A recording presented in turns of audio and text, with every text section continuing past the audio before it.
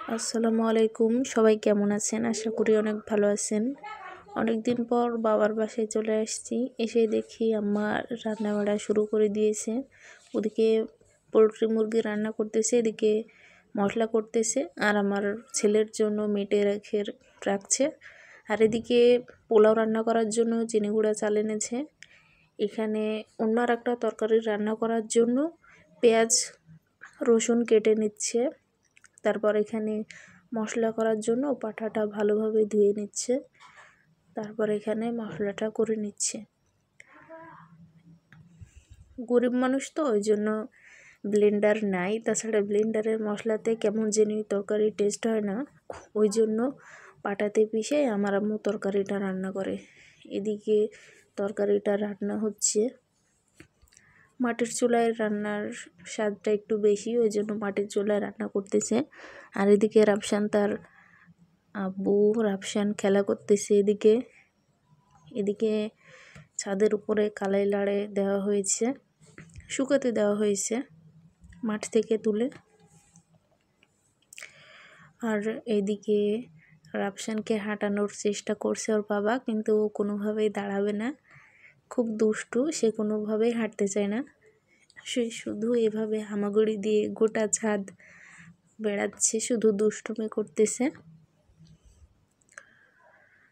এদিকে পোলাও চাল রান্না করার জন্য পোলাওটা ভালোভাবে ধুয়ে নিচ্ছে, কারণ পোলাওটার চালটা ভালোভাবে ধুয়ে নিলে ভাতটা অনেক ভালো হয়, ঝরঝরা হয়।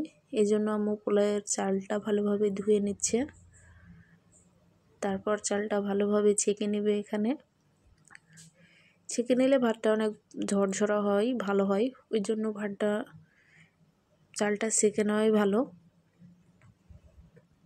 এখানে চালটা ছেঁকে নিচ্ছে। আর ওইদিকে জিরা টেলে নিল, কারণ পোলট্রি মুরগির তরকারিটা হয়ে গেছে। জিরা টেলে দিলে তরকারির স্বাদটা অনেক ভালো হয়। এদিকে চালটা শুকাতে দেওয়া হয়েছে, কারণ পানি ঝরতে দেওয়া হয়েছে। এদিকে পোলাও রান্না করার জন্য হাঁড়িতে গরম পানি দেওয়া হয়েছে, কারণ গরম পানি দিয়ে পোলাও রান্না করা হয়। এই তো তরকারির ফাইনাল লুক। এখানে হাঁড়ি বসায় দেওয়া হয়েছে পোলাও রান্না করার জন্য। এখানে প্রথমে তেল দেওয়া হলো,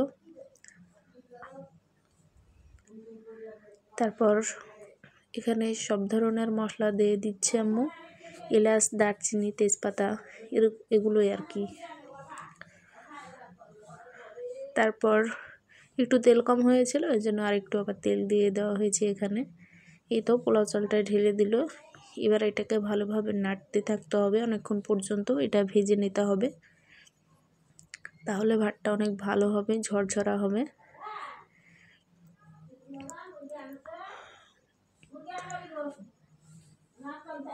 ভাতটা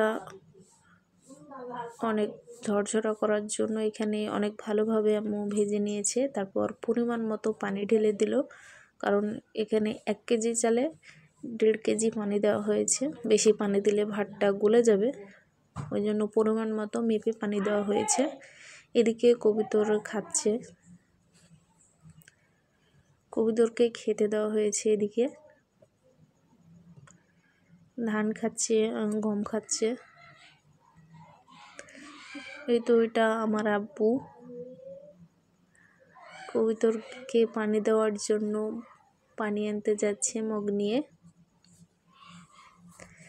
এইদিকে আপনাদের কাছে কিছু প্রাকৃতিক দৃশ্য তুলে ধরা হয়েছে ছাদের উপর আমাদের। এটা চারিদিকে অনেক সুন্দর আকাশ, গাছপালা দেখা যাচ্ছে, একদম পরিষ্কার। আবারও এদিকে কবিতর খাচ্ছে। এদিকে কথা বলতে বলতে ভাত রান্না করাও হয়ে গেছে। তো ভিডিওটি এ পর্যন্ত। আপনাদের কেমন লেগেছে অবশ্যই কমেন্ট করে জানাবেন, আর আমাদের চ্যানেলটি অবশ্যই সাবস্ক্রাইব করতে ভুলবেন না। ভিডিওটি এ পর্যন্তই। সবাই ভালো থাকবেন, সুস্থ থাকবেন। আল্লাহ হাফেজ।